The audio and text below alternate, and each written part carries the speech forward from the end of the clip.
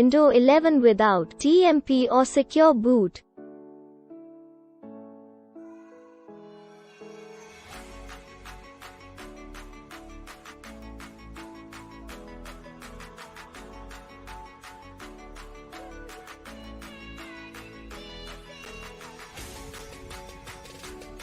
Step 1. Copy the file. Step 2. Paste the file in source folder. After the pasting the file, click on Replace File. After the pasting file, restart 𝐅𝐒 installation setup.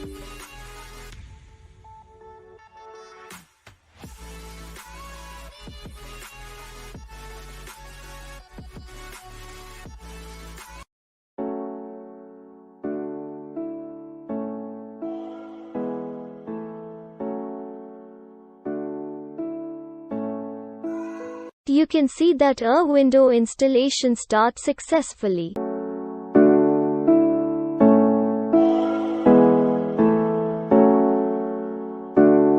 Thanks for watching video.